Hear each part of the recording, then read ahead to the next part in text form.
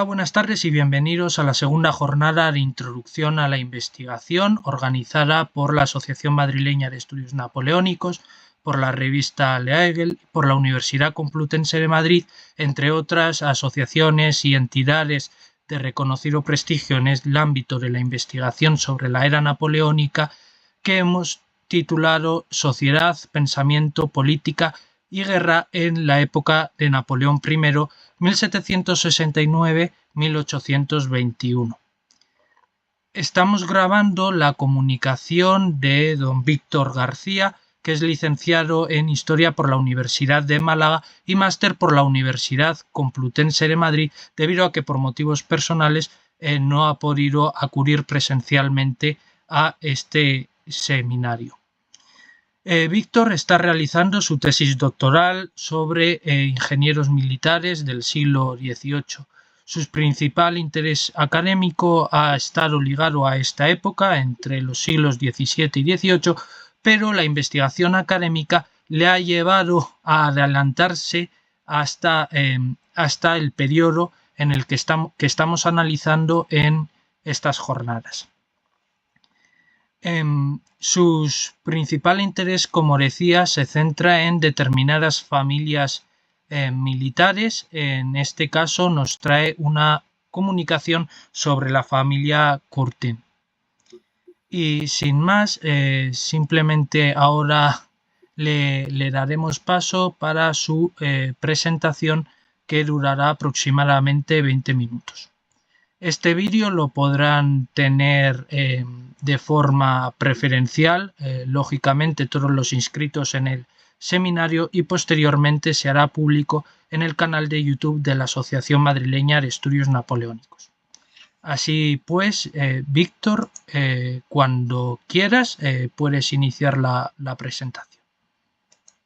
Muchísimas gracias, Sergio. Gracias también a Jonathan Barsuali por la oportunidad de estar aquí, y a todos los que estáis en la Asociación Madrileña de Estudios Napoleónicos y que participáis en la revista Leaegel. Estáis haciendo un trabajo enorme, y poder contribuir con mi granito de arena pues es un privilegio y un honor, y espero que sea la primera de muchas ocasiones.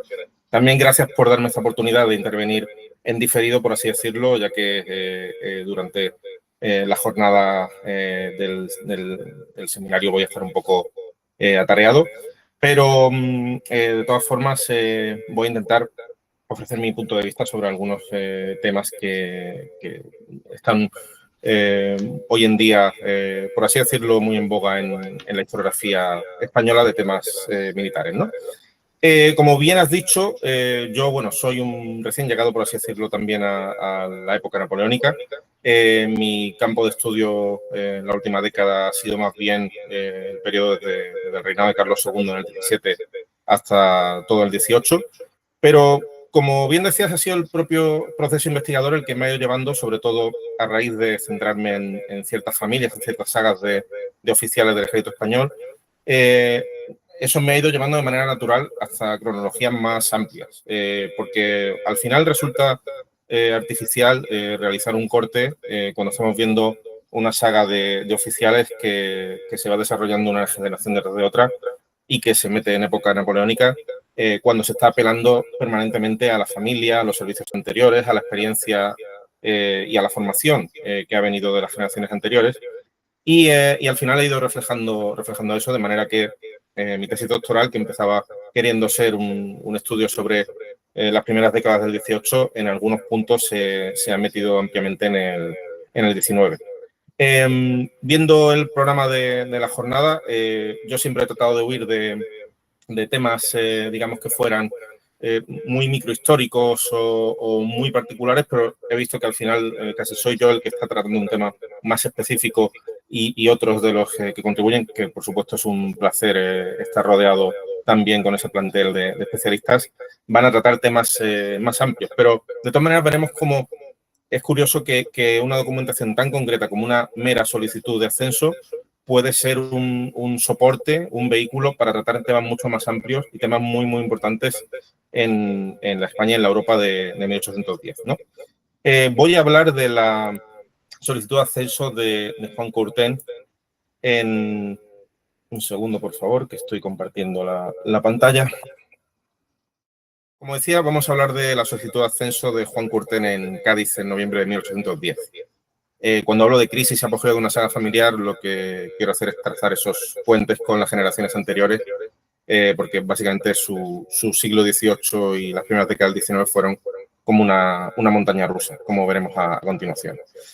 La familia Curten, aunque siempre ha sido identificada como de origen suizo por especialistas como Janine Fayard-Duquesne, lo cierto es que en lo que respecta a su rama española, la que desde Suiza acaba sirviendo al ejército español, tiene su origen en Dunkerque, en lo que ya era territorio francés en el reinado de Luis XIV. En 1696, cuando nace la primera generación de militares de la familia Curten, Couspin, si se quiere, en francés, que servirán al ejército español. Estamos hablando de Juan Amador, Curten y Hereford, ya que por parte materna tenía también origen británico o inglés.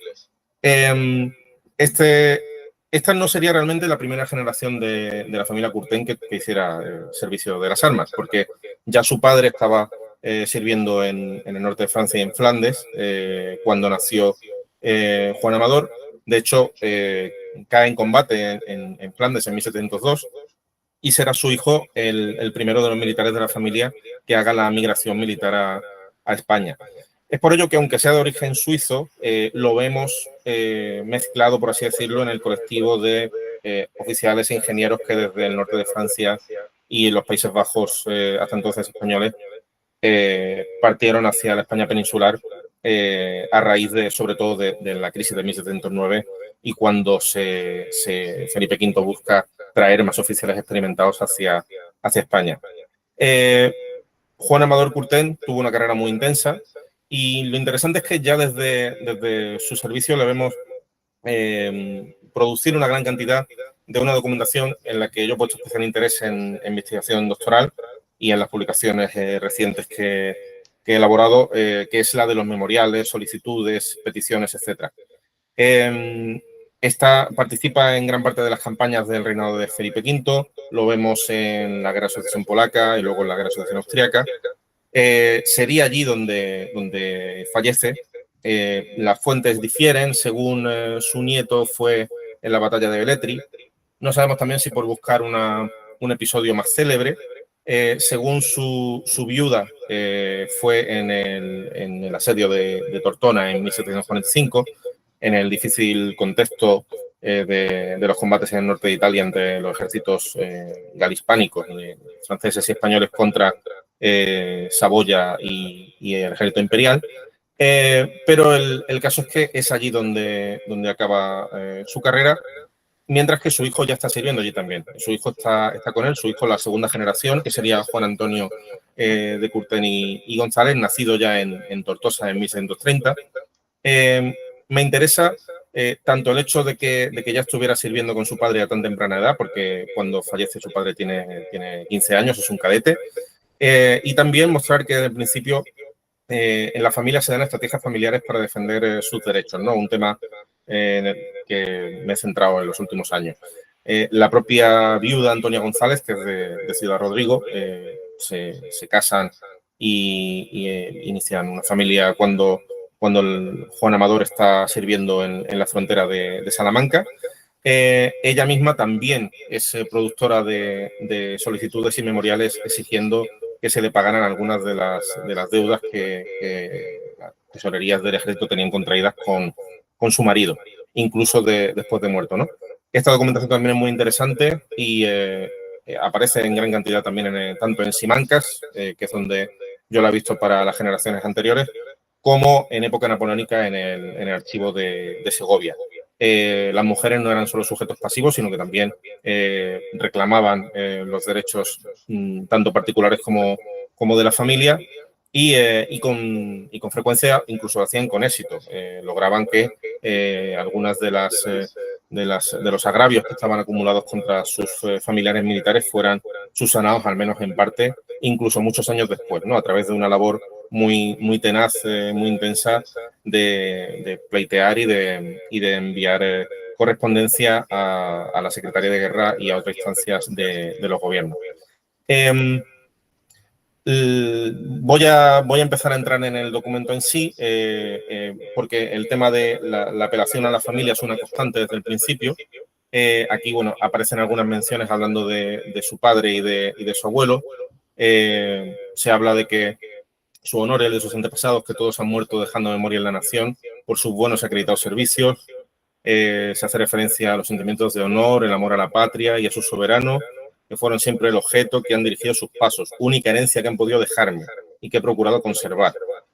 Esto, aunque muchas veces vemos que los oficiales en sus solicitudes utilizan fórmulas que se repiten, expresiones para dar mayor peso a su servicio, también vemos que entre ellas se dejan caer datos interesantes que también hablan de una situación difícil, más allá del idealismo del servicio militar.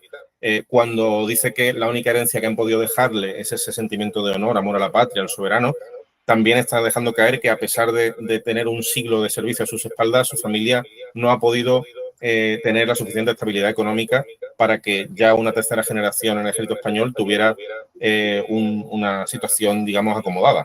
Que él sigue teniendo que pelear por las deudas que se le deben y por las situaciones de agravio, como los ascensos que no se le han dado cuando, según su criterio, le convenía.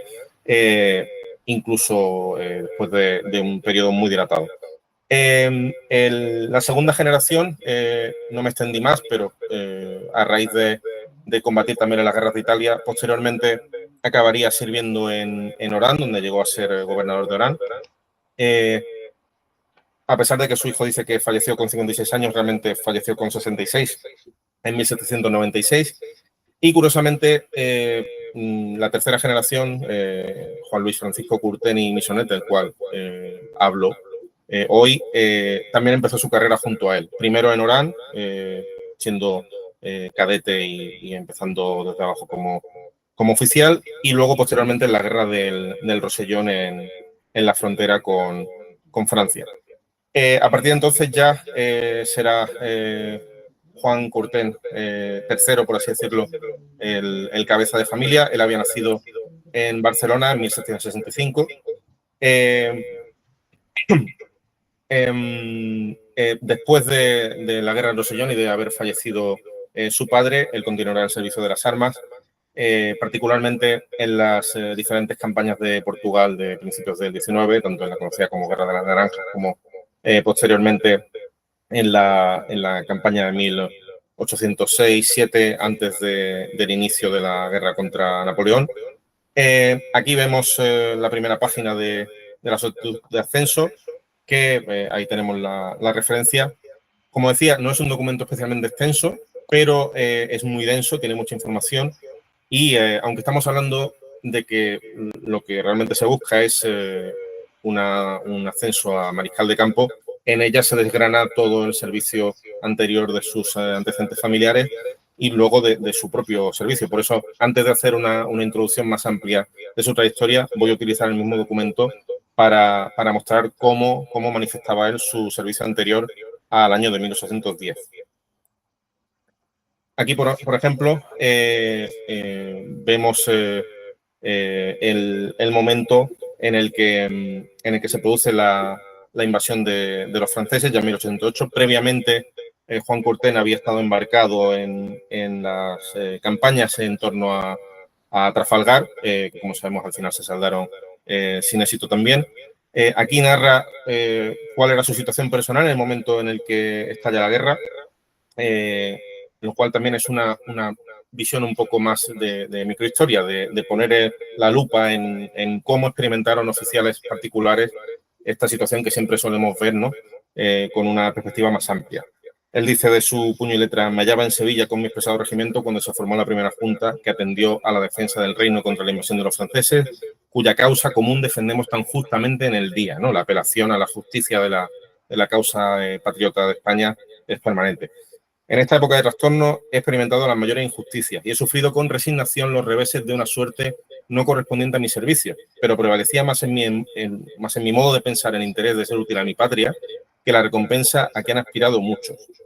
El hecho de que encuentre especialmente interesante este memorial también es para romper un poco esa imagen idílica que tenemos del asedio de Cádiz, el verlo como como una gran empresa épica en la que todos los involucrados tenían un único objetivo, que era el resistir y el seguir combatiendo contra los franceses y de camino, digamos, transformar España de una manera ideal.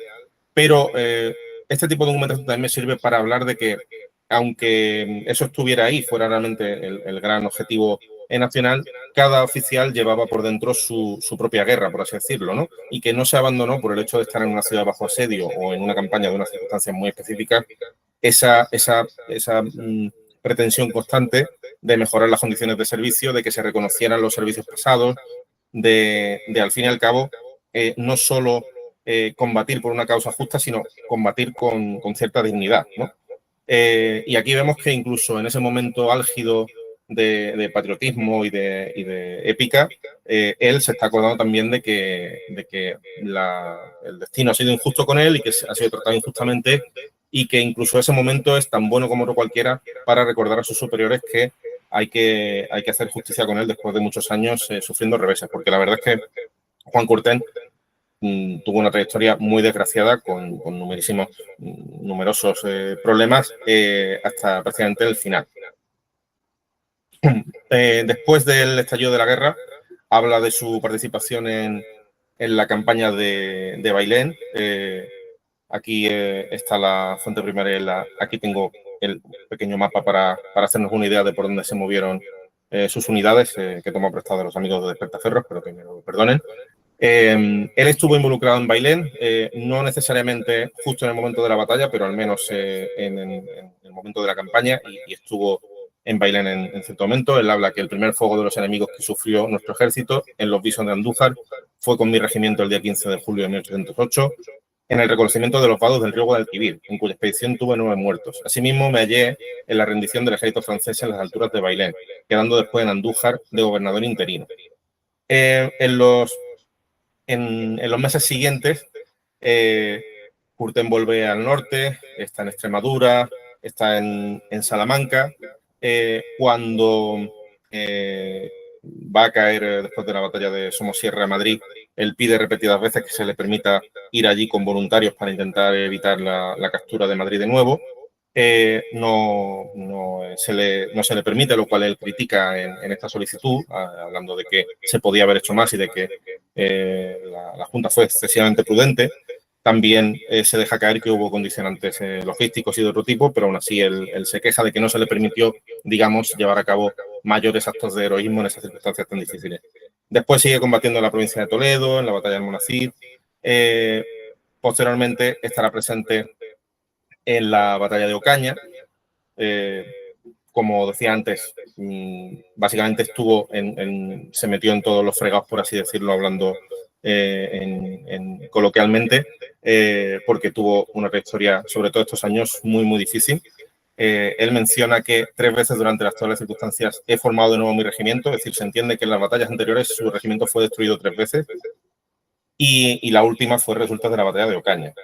Él intenta reunir a algunos de los restos del ejército y formar resistencia de nuevo en lo más al norte posible. Se tiene que retirar a Sierra Morena. Conforme avanza el ejército francés, él intenta ir a Sevilla, pero no lo consigue, y se ve huyendo con otros restos de unidades de caballerías hacia el sur. A través de la serranía de Ronda llega a Gibraltar y de allí embarca a Cádiz, donde lo encontramos en el momento en el que escribe este memorial. ¿Por qué le lleva a escribir el memorial en ese momento?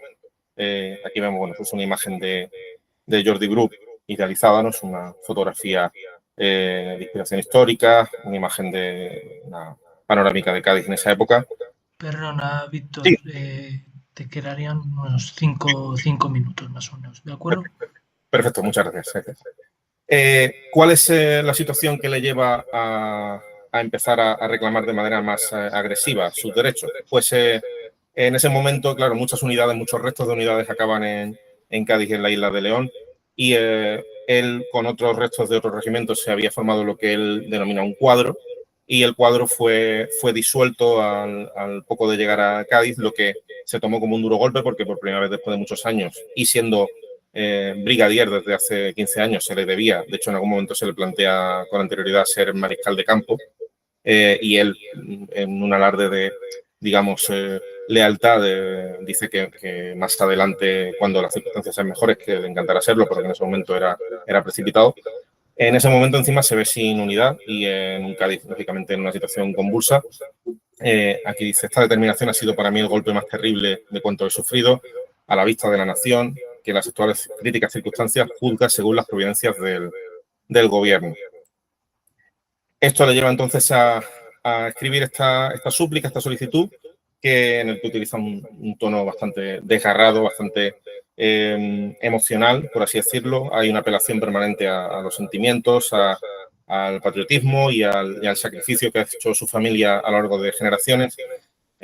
Utiliza expresiones como este ejemplo que pongo aquí. Señor, siendo un verdadero español, amante de mi patria y leal a su majestad, al cabo de los servicios que aquí expongo, me veo abochornado, mayormente cuando en este destino, al haber ascendido a mariscales de campo a varios brigadieres muy modernos, presento una instancia solicitando el mismo grado y hasta ahora nada se me ha contestado. Incluso se siente ignorado por sus superiores. Aquí continúa un poco en ese tono, rogando que después de tantos años se le dé un poco de justicia y se mejore su situación. Finalmente, poco después, esta solicitud está fechada el 3 de noviembre de 1810 en la isla de León. Muy poco después, el mismo mes, se le concedería el ascenso. Y eso, lógicamente, no significaría el fin, sino su promoción en la continuación de sus servicios. Después de estar en Cádiz, sería destinado al frente de Cataluña. Participará en el fallido intento de tomar Barcelona al año siguiente y después en el asedio de Tarragona, en el que el mariscal Suchet captura la ciudad y él es uno de los prisioneros. Pasará el resto de la guerra en Francia. Posteriormente, volvería en 1814 y por sus servicios se le seguirían concediendo ascensos, mercedes, gobiernos de ciudades. Por ejemplo, sería comandante militar en La Mancha, en la ciudad de Jaca, y ya al final de su vida, en los últimos años, él pidió estar en Madrid, tener un puesto en Madrid, en donde permanece hasta 1864 cuando fallece. En 1818 incluso se le concedió la Gran Cruz de San Hermenegildo, y también por toda esa implicación, a pesar de que le vemos con posturas contestatarias en lo que respecta a sus intereses personales, a sus derechos, luego estaría identificado con el absolutismo, lo que también en parte se entiende por un corporativismo, ¿no? Llevado un poco al extremo en este caso, y también porque a pesar de las dificultades, finalmente sí se le reconocieron los servicios y sí se le dieron los ascensos y las mercedes que él quería. Voy concluyendo. ¿Por qué me parece este documento especialmente interesante? Lógicamente es un ejemplo de cientos de solicitudes y memoriales que podemos ver en el Archivo General de Segovia de esa misma época, con oficiales que sirvieron en las guerras napoleónicas y en la Guerra de Independencia. Pero este ejemplo concreto creo que nos ofrece una información muy valiosa sobre la forma de pensar de los oficiales de esta época, cómo vivían ellos los hechos de su presente. Y aunque se repiten las fórmulas, si vemos esta misma forma de expresarse se puede encontrar en otros memoriales, entre líneas podemos sacar mucha información valiosa, que nos ayuda a hacer un retrato, un mosaico con mucho más detalle. Se emplean fusivamente los antecedentes familiares para justificar ascensos y otras ventajas en su época. Se hace una operación permanente al patriotismo, al sentimiento nacional, a la lealtad al rey también, para dar mayor valor a los servicios anteriores, ¿no? El tono permanente es el de un sacrificio que se ha hecho de manera incluso altruista, por así decirlo, o desinteresada, ya que se recuerda permanentemente la mala situación económica de la familia y que aún así generación tras generación se ha mantenido el Real Servicio. Y en general también lo que quería era utilizar este ejemplo para reivindicar esos grandes fondos, muchas veces poquísimamente trabajados, del Archivo General Militar de Segovia. La cantidad de documentación allí es ingente y el porcentaje de lo que ha sido publicado hasta ahora es muy, muy escueto. Y invito a todos los que hayáis escuchado esta comunicación a que vayáis allí y investiguéis y consultéis algunos de sus fondos, que sobre todo para este periodo, lógicamente, es más difícil para cronologías anteriores, pero a partir de la segunda mitad del XVIII y sobre todo el siglo XIX, tanto lo que son expedientes personales como expedientes matrimoniales, expedientes del Montepío militar. Hay una información ingente que nos ayuda no solo a reconstruir los sucesos, los grandes eventos históricos que ocurrieron estos años, dando más detalle, haciendo una narración más si cabe, digamos, más detallada y con más profundidad, sino también ayudar a reconstruir las trayectorias de sus protagonistas, no solo de los de primera línea, los grandes oficiales, los grandes generales y aristócratas, sino también esos oficiales de segunda línea, que eran los que al final hacían posible las grandes empresas y que tienen una información muy interesante, no solo la de ellos, sino la de sus familias, sus esposas incluso, sus hijos, y mostrar esa identidad familiar a lo largo de generaciones que se mantenía en paralelo a la identidad nacional y a la lealtad al rey. Eso es un poco el resumen de los que os quería transmitir y espero que pronto lo podamos ver también plasmado en un texto en la revista L'Aigle, que os invito a leer y en el que podré extenderme en algunos puntos un poco más. Muchas gracias. Lamento tener que cortarte, Víctor, pero yo creo que el objetivo está más que cumplido.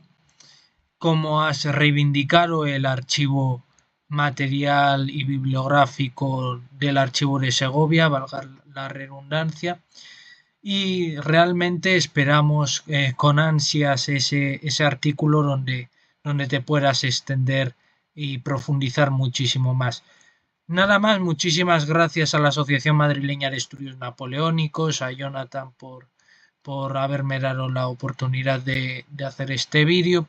Espero que el Congreso de la segunda jornada de Introducción a la Investigación, Sociedad, Pensamiento, Política y Guerra en la época de Napoleón I, 1769-1821, les esté resultando interesante y les siga pareciendo de gran valor. Muchísimas gracias también a la revista L'Aigle, a la Universidad Complutense de Madrid y a tantas y tantas asociaciones y entidades como Souvenir Napoleonien o a la propia Asociación Napoleónica Española por hacer posible este evento. Muchas gracias.